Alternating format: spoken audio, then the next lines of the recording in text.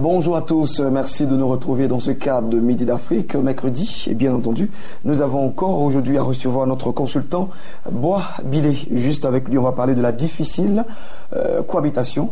Voilà, difficile cohabitation, c'est tellement des choses donc à fustiger, des choses donc à corriger avec lui dans le cadre rectificatif. Et puis juste après lui, on va recevoir nos différents annonceurs dans le cadre de Espace Annonce. Mais maintenant, on va partir et d'abord avec une vidéo, une musique, un cantique qui va nous installer. À tout de suite.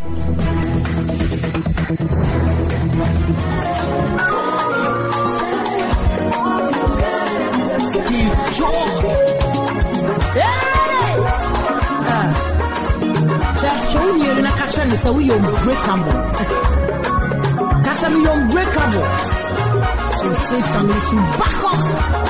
Yeah?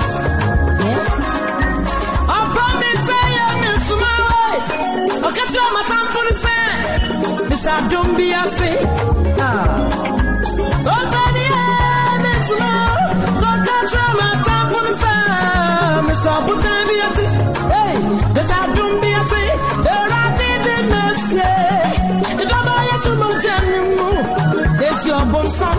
I didn't pass over to me, I say me. Beside it. Beside it. I say, beside it. No, Miss Samu, Miss. I will sing and praise my God. He's my strength and my strength. So on some wire,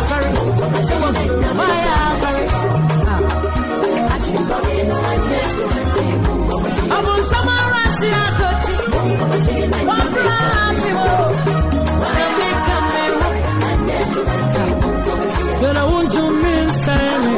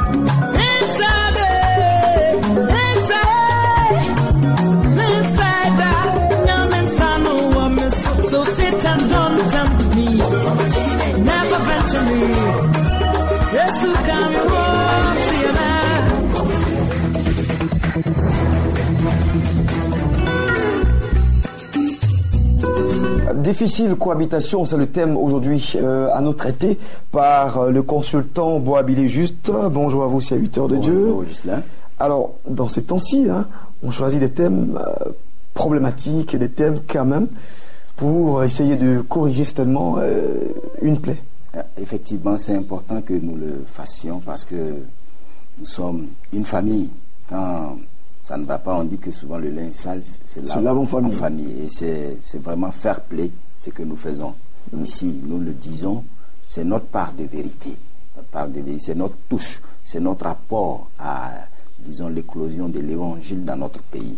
Et difficile cohabitation, c'est vague, mais c'est quelque chose qui peut exister partout. Bon, simplement, dans une cour commune, vous savez, la cohabitation peut être difficile. Même dans un foyer, la cohabitation peut être difficile, eu égard à certains comportements, à certaines paroles proférées. Mais là, je veux parler de la cohabitation entre nous, serviteurs de Dieu, communauté chrétienne, parce que nous sommes constitués en communauté. Nous sommes le corps de Christ, mais constitués en plusieurs communautés, œuvres, missions et autres. La cohabitation ne devrait pas être quelque chose de disparate. Parce que le Seigneur lui-même nous l'a commandé dans le livre de Jean. Soyez un comme le Père et moi, nous sommes un. Mais cette unité-là, que faisons-nous de ça? Qu'en faisons-nous? C'est en parole seulement que l'on le dit, mais on ne le vit pas. Alors que je crois une chose. Si nous ne mettons pas cette parole en pratique, c'est-à-dire l'unité que prône le Seigneur dans sa parole, je ne crois pas que nous pourrons travailler avec la force du Saint-Esprit. Nous sommes sortis de la voie de Dieu. Ça, nous croyons y être, mais nous sommes déjà sortis. Difficile cohabitation, est-ce parce que vous avez une remarque, un constat à faire justement? Oui. C'est la part d'un constat que vous avez? Ça part d'un constat parce que, vous voyez, aujourd'hui, au lieu que nos églises, nos communautés soient un abri pour ceux qui sont fatigués, nos communautés sont devenues des champs de bataille. Oui. Des champs de bataille où l'amertume fait razzia, l'esprit de rivalité, l'hostilité entre les responsables ecclésiastiques ne font qu'aggraver la situation. Parce qu'en fait, quand un fidèle, moi je suis leader, mais attendez, les fidèles, ils marchent à mon rythme. Ce que je fustige, ils le fustigeront aussi. C'est clair, hein? Ce que je réprime, ils le réprimeront aussi. Ce que je ne considère pas, ils ne le considéreront pas aussi. Alors que je n'ai pas toujours raison sur toute la ligne.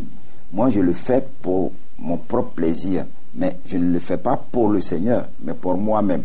Et j'agis en fonction de ce que je sens ou ce que je ne sens pas. Et je crois que Dieu ne s'en réjouit pas. Le Seigneur voudrait plutôt, il aimerait arracher, c'est une obscurité que le Seigneur voudrait enlever sur l'Église. Donc, il faut se donner la main.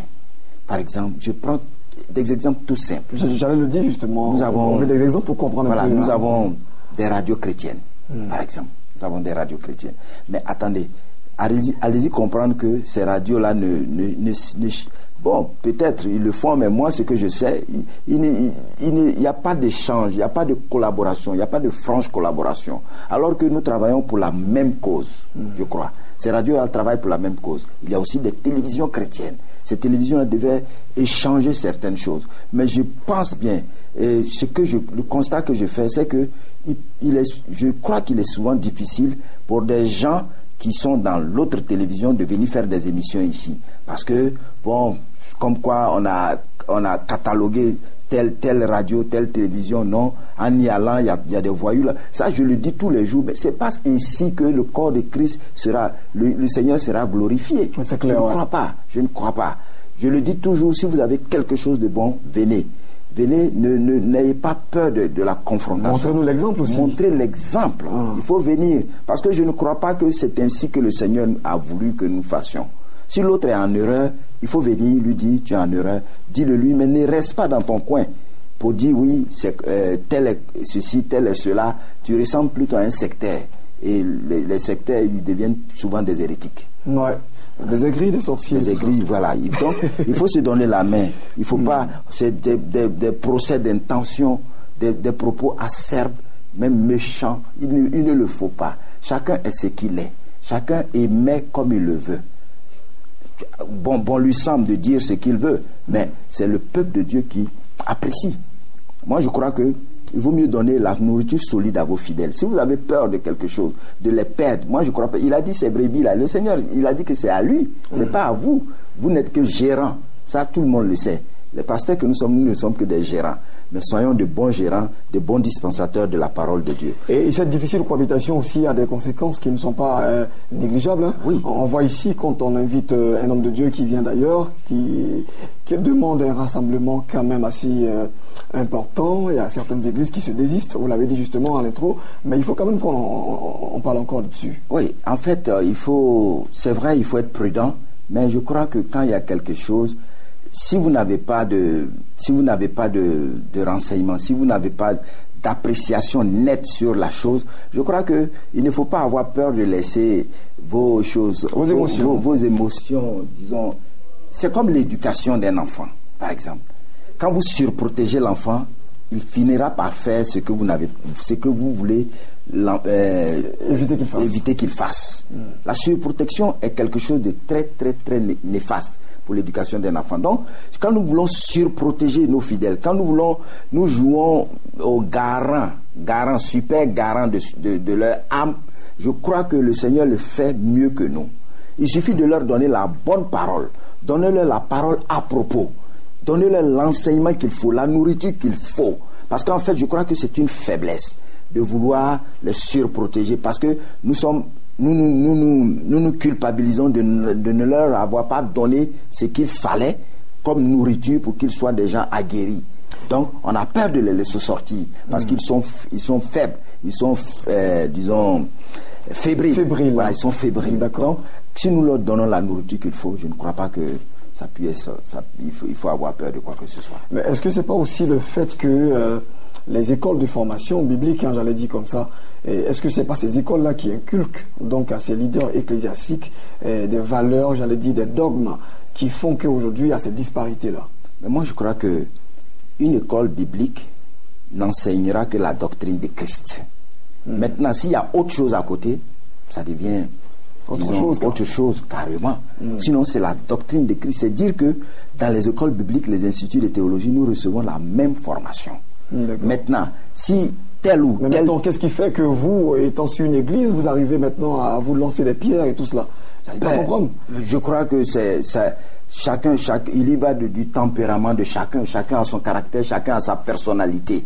Mais je ne crois pas qu'on puisse gérer l'œuvre de Dieu avec sa personnalité.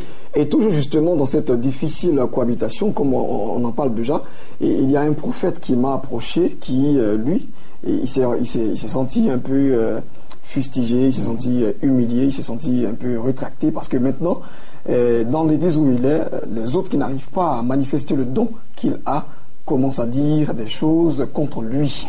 Et dans l'église, quand même, les fidèles maintenant le voient comme une personne non grata, on va dire comme ça. Personne qui n'est pas crédible. Qui n'est pas crédible. Vous voyez, je crois que c'est des choses de toute éternité, ça a existé.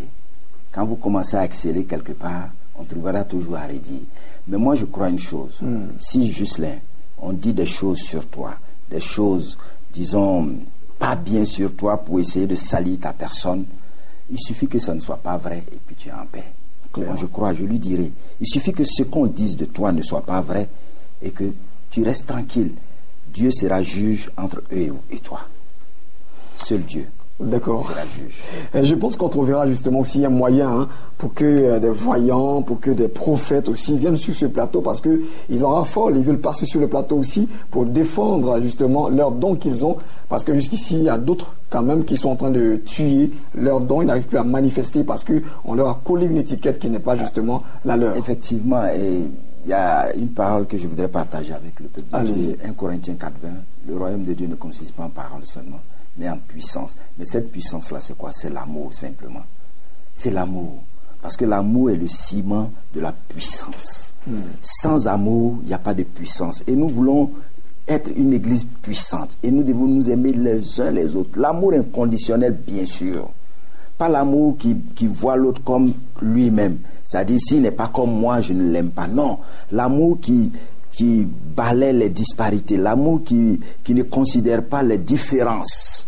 Je ne suis pas en train de plaider en faveur d'un écuménisme. Non. Ou alors, je ne dis pas aux gens d'abandonner la saine doctrine ou pour se lancer dans quoi de... Ou alors, je ne suis pas en train de dire qu'il faut bannir toutes sortes de discernements. Mais je parle de l'amour. L'amour de Dieu qui est inconditionnel. Dieu nous a aimés sans tenir compte de ce que nous étions. Et c'est ce que le Seigneur nous a enseigné. Il ne nous a pas enseigné autre chose. Mais faisons attention parce que nous avons quitté la voie de Dieu. Nous avons quitté la voie de Dieu. Pensant y être, nous avons quitté la voie de Dieu. Parce que ce n'est pas ce que le Seigneur nous a enseigné. Ce que nous sommes en train de faire. Chacun reste dans son coin, chacun reste dans son carcan, et puis il développe sa doctrine maison, doctrine salon, je ne sais pas, beaucoup de choses. C'est parce que le Seigneur a prôné une unité. C'est-à-dire, dans nos différences, nous devons être un. C'est clair. C'est la différence aussi qui fait Dieu. Qui fait Dieu. Dieu est un Dieu multidimensionnel. Donc, il faut que nous ayons ce cœur-là. En tout cas, j'interpelle tous les leaders ecclésiastiques, tous mes collègues pasteurs. Regardons dans la même direction. Si ton frère, tu penses que ton frère est dans l'erreur, appelle-le avec amour et parle-lui. Mais ne le rejette pas. Parce qu'en le rejetant, tu ne fais que créer d'autres choses encore, d'autres problèmes. Parce que le Seigneur a dit qu'il nous a enjoint d'être un, comme le Père et lui sont un. Mais si nous ne sommes pas un, le monde ne reconnaîtra pas cette église. Parce que c'est à cela seulement que le monde reconnaîtra que vous êtes de moi. Mais si nous ne sommes pas un, nous sommes de qui alors? Pasteur Boisbilé Juste, est-ce que vous pensez que votre simple parole sur Midi d'Afrique peut amener, bien entendu, une cohabitation parfaite entre les hommes de Dieu, entre les églises? C'est vrai, ça pourrait être, disons, une goutte d'eau dans la mer, mais... Quand même, il faut y parler. Quand même, il faut parler. Je crois que des oreilles attentives pourront capter le message. En fait, ce que je dis n'est rien à côté de ce que j'ai dans le cœur. Et ceux qui sont de l'esprit savent de quoi je parle. Et je pense aussi qu'il faut parler aussi au cœur de ces fidèles. Hein. Oui. Comme vous l'avez dit, ils ne sont pas véritablement les garants exclusifs des larmes d'une personne. Le Christ lui-même, il s'en charge déjà. Alors, ce que je vais prendre pour preuve, ce que le général Bakosso disait ici hier, même si ce n'est pas une façon d'aller soutenir, mais c'est quand même très mauvais que dans une église, on demande aux fidèles qui ont participé au programme de se tenir levés et les faire désenvoûter. Je pense que c'est aberrant, c'est quand même quelque chose qui ne doit pas exister maintenant. Vous voyez, je dis chacun y va de son tempérament. Moi j'ai vu des choses, j'ai vu certaines choses, certaines pratiques dans des églises qui sont quand même d'un autre âge. D'un autre âge, ça n'a rien de biblique. Des pratiques qui n'ont rien de biblique, ça ressort de ce que l'homme de Dieu a ressenti. En fait, c'est l'expression de son amertume, de sa douleur qui le ressort. Mais ça ne peut pas gérer les hommes. Ça ne fera que les aigris. Ça ne fera que... on ne gère pas une situation comme ça, de cette façon. Il faut savoir prendre les gens. Parce que c'est l'andragogie. On a affaire à des grandes personnes. On n'a pas affaire à des gamins. Donc il faut savoir... L'approche est très importante. L'écoute est très importante. Écoutez-les. Qu'est-ce qu'ils n'ont pas ici et qu'ils sont allés chercher de l'autre côté? Il faut chercher à savoir ce qui leur manque comme nourriture. Qu'est-ce que tu n'as pas fait? Parce qu'il ne faut pas mettre seulement les autres en cause. Il y a nous aussi. Qu'est-ce que je n'ai pas fait pour que ceux-là courent pour aller? Qu'est-ce que je n'ai pas fait?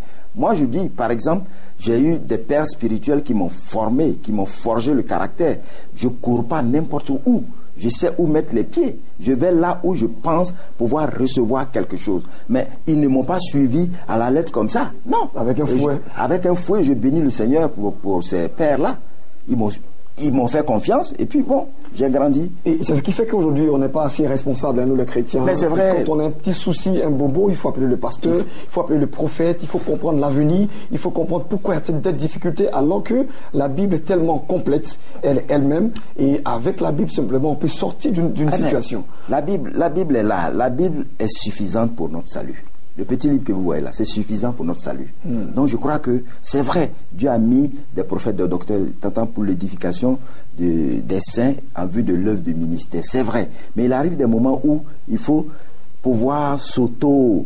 Il faut s'auto-instruire. On parle de méditer la parole de Dieu, mais c'est ça. Il faut pouvoir s'auto-instruire, il faut pouvoir faire des expériences, laisser l'enfant faire ses expériences. Il faut laisser, c'est comme je parle de l'éducation encore, faire ses expériences. Parce que c'est par l'expérience c'est par les erreurs qu'on acquiert l'expérience. S'il ne fait pas d'erreur, il ne bute pas, il ne pourra pas acquérir de l'expérience. Il ne sera pas aguerri. Il faut qu'il fasse des erreurs, il faut qu'il se cogne la tête. Et il reviendra. Voilà. Nous sommes toujours dans le cadre de Midi d'Afrique. Nous parlons avec le pasteur Boisbilé Juste. Avec lui, on parle d'un thème assez intéressant. Difficile cohabitation aujourd'hui de nos communautés chrétiennes. Ce n'est pas en Côte d'Ivoire seulement, c'est dans tous les États africains et même aussi au-delà de l'Afrique, ça existe. Alors le problème, nous sommes en train de placer, mettre bien entendu, ouvrir donc le balai et puis essayer donc de jouer la belle pièce pour trouver également un bon dénouement. Je pense que le bon dénouement, ce sera donc une très belle conclusion que vous allez nous donner. Je crois qu'il faut savoir que comme chrétiens, nous sommes responsables de l'état spirituel de notre pays. Il y va de notre crédibilité. Parce qu'aujourd'hui, nous avons perdu certains repères. Il est temps pour nous de revenir à notre premier amour, comme Apocalypse le dit. Notre premier amour, c'est notre unité dans l'amour de Jésus-Christ. Merci, pasteur Boisbilé Juste. Merci, c'est tellement bien dit. Merci. Passez une excellente journée. Nous allons partir dans le cadre de Espace Annonce pour recevoir nos annonceurs tout de suite.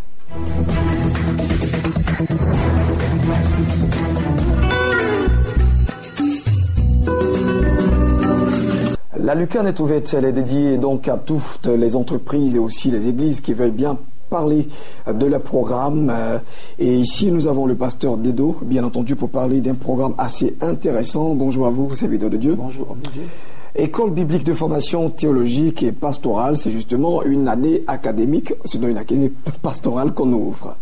Effectivement, nous sommes là pour annoncer que l'école biblique de formation théologique et pastorale appelée La Voie du Shiloh, qui est dirigée par le prophète des nations, le révérend Olivier Gawa. Donc, cette école-là ouvre ses portes ce week-end même, ce samedi à partir de 8h00. Donc, c'est la rentrée académique, c'est le premier cours qui va avoir lieu donc ce samedi. Et à partir de ce samedi-là, tous les samedis, de 8h à 9 toujours à 13h, non? De 8h à 13h, oui. D'accord. Donc, de 8h à 13h, les cours auront lieu tous les samedis et cela pendant 6 mois. Après cette formation, il y aura des diplômes qui seront délivrés. Pour les étudiants qui ont déjà fait la première session, ils vont sortir avec un diplôme. Et pour ceux qui vont commencer maintenant, qui seront donc à leur première session, ils vont sortir avec un certificat. Et à l'issue de la deuxième session, ils auront donc leur diplôme pour couronner leur formation. Et en tout cas, c'est intéressant d'avoir cette formation du révérend Olivier Gawa. Hein. Oui. Nous savons que c'est un homme très pointu dans le domaine de la révélation biblique, très pointu dans le domaine de la manifestation des dons. Donc, c'est une école de prophètes. C'est une école qui forme des leaders. L'enseignement est de très haut niveau. C'est un enseignement de qualité que nous avons. Pour ça, hein. Oui.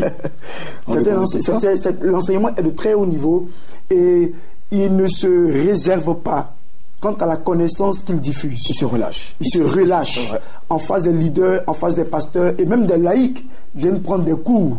Donc, il se relâche. Il répond à des questions contrairement à l'atmosphère du culte où on ne peut pas poser des questions.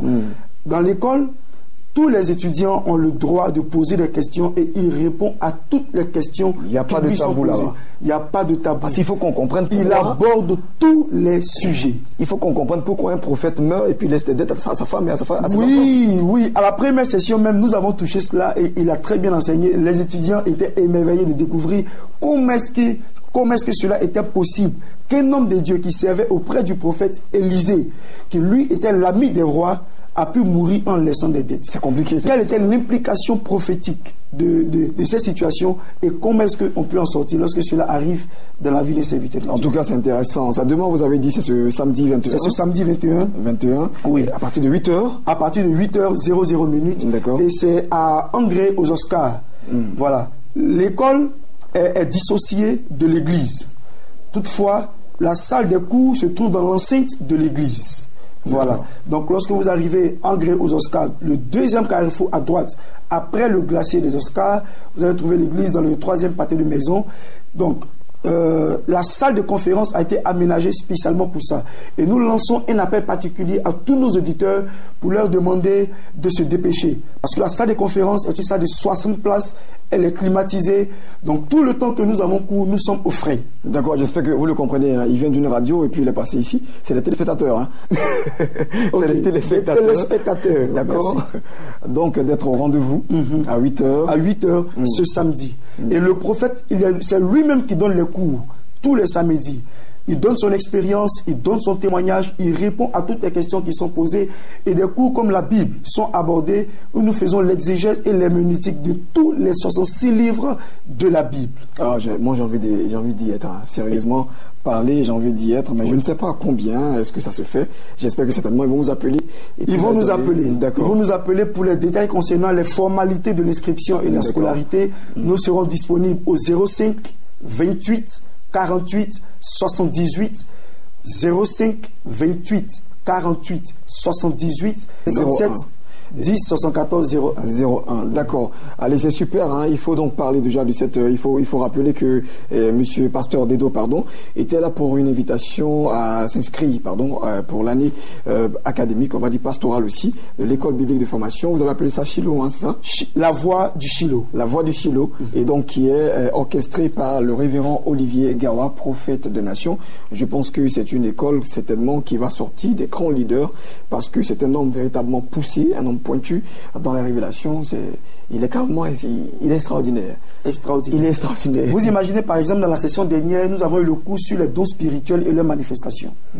Vous imaginez un cours comme ça, donné par le prophète Olivier Gawa. Les pasteurs qui étaient là, des pasteurs établis sur les églises, comme des laïcs aussi qui étaient là, ils ont reçu un dépôt d'onction. Il y a des dons qui n'étaient plus en manifestation depuis des années qu'ils ont vu réveiller. Ils ont reçu même des touches qui leur ont permis d'aller plus haut dans la manifestation des dons qu'ils avaient déjà. Et c'était vraiment extraordinaire de voir des hommes de Dieu en train de rouler sous la puissance de Dieu dans une salle de cours. Parce que à côté de la théologie, il y a l'onction qui vient confirmer ce qui est enseigné. Merci, pasteur Dedo. Et c'est déjà le samedi 21 à partir de 8h, il a dit, et c'est jusqu'à 13h. Vous avez donc 5 heures de temps à partager avec l'homme de Dieu. Et c'est on va dire au plateau de Cuy, ou si vous voulez, André Oscar. Deuxième carrefour à droite derrière le glacier, vous avez dit.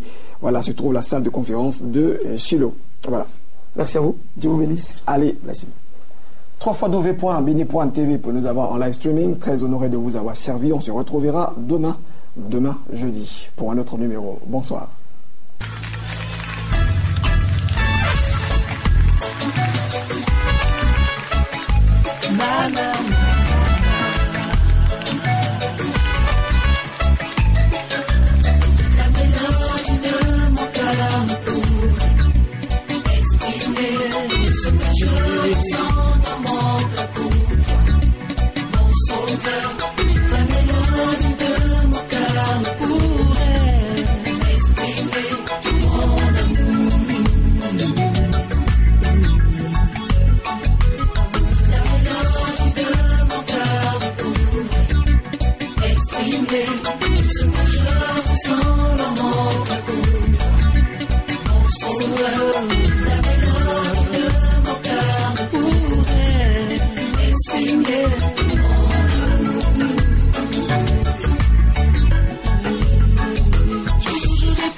Pendant mon parcours, ta présence est ta main puissante agissante. Comment ne pas te louer, oh mon Jésus? Comment ne pas t'acclamer, oh mon Jésus? Tu as toujours été là pendant mon parcours. Tu as ouvert les écluses, les yeux dans ma vie. Tu es mon Dieu. Par ta grâce, je marche en nouveauté de vie. C'est à la croix de Golgotha que tu bénis. Et quand je suis découragé, tu me relèves. Tu es mon Dieu, mon roi.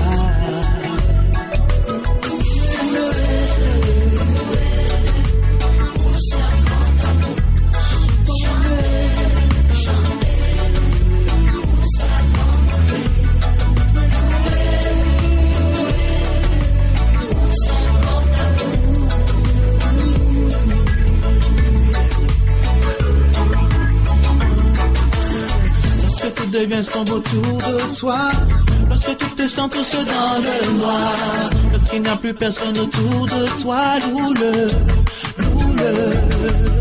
lorsque tu n'as plus de quoi à manger, lorsque tu n'as plus rien à boire, ma soeur, lorsque tu te sens tout seul dans le noir, loue